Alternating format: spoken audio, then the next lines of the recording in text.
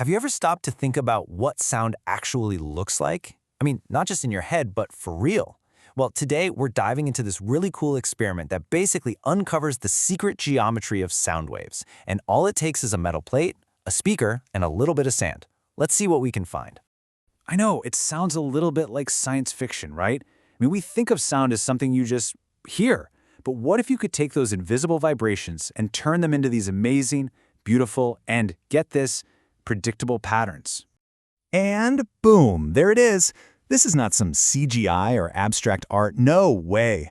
What you're looking at is a sound wave, literally frozen in time, its whole structure just laid bare by some colored sand. So this whole explainer is going to be about how we go from a simple, invisible sound to a crazy complex masterpiece, just like this. All right, so how on earth do you build a machine that can literally see sound? You might be surprised. It's actually pretty straightforward. The entire setup really just comes down to a few key parts that work together to turn an electrical signal you can't see into a physical vibration that you definitely can. Okay, so the heart of the whole thing is the simple amplifier. Really, its only job is to grab a signal, say a specific note from a tone generator, and just juice it up, give it enough power to make some noise. Or, in our case, to make a whole lot of shaking happen. So that powered-up signal shoots over to something called a transducer. You can basically think of it as the guts of a speaker. It's bolted directly to the bottom of this thin aluminum plate. So when that transducer gets the signal, it starts vibrating, and it shakes the whole plate at that exact frequency. Super simple. So, the machine's built. Now it's time for the real fun, the experiment itself. The whole point here is to answer one very specific question. What's the deal with a sound's frequency, its pitch, and how complex are the patterns that show up on the plate?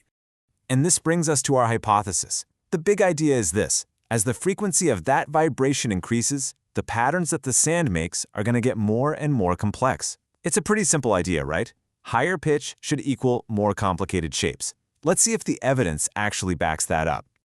Okay, check this out. Here's our first test. Over on the left, we're at a pretty low 254 Hz, and you can see a super simple pattern, just 4 distinct shapes. Now, look to the right. We've cranked it up to over 1800 Hz, and bam! The plate is suddenly covered in 18 of these gorgeous flowing shapes. The complexity just went through the roof. But why stop there? Let's keep pushing it. On the left, we're now over 3500 Hz, and look, the number of shapes just jumped to 30. Then, on the right, at almost 6000 Hz, whoa, the plate is covered in this dense web of 45 tiny, almost organic-looking cells. Yeah, the trend here is pretty undeniable. Okay, so we've clearly seen what happens. You turn up the frequency, you get crazier patterns. But the big question is, why? Why does this happen? Well, the answer is buried in the physics of vibration, which is what lets us make these invisible forces totally visible. This whole phenomenon actually has a name. It's called cymatics, the study of visible sound. And believe it or not, this isn't new.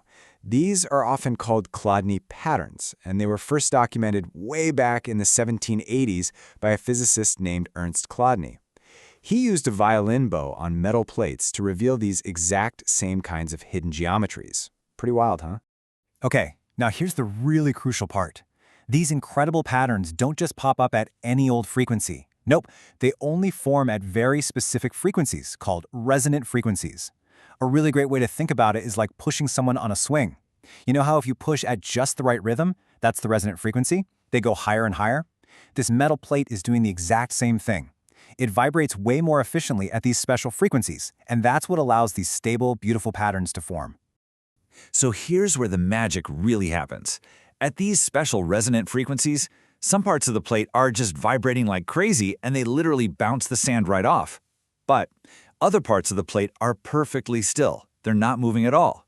These quiet zones are called nodal lines, and the sand just naturally settles into them, basically tracing out the invisible map of the sound wave for us to see.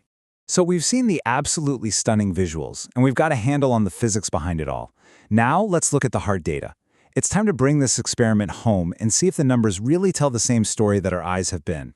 And well, the numbers don't lie. Just look at this.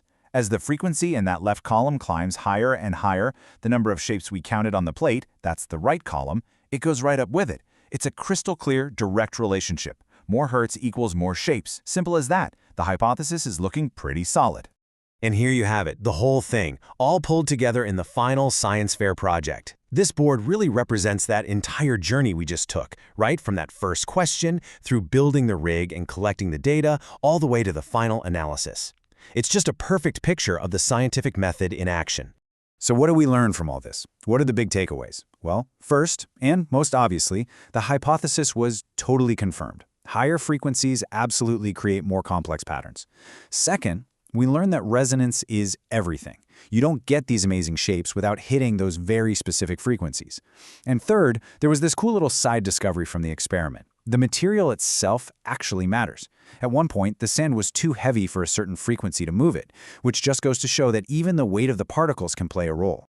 When you think about it, this simple experiment peels back the curtain on this stunning geometric world hidden inside of sound. It just makes you wonder, if sound has this kind of beautiful, ordered complexity hiding right under our noses, what other invisible patterns are all around us? Just waiting for the right tool to come along and bring them into the light.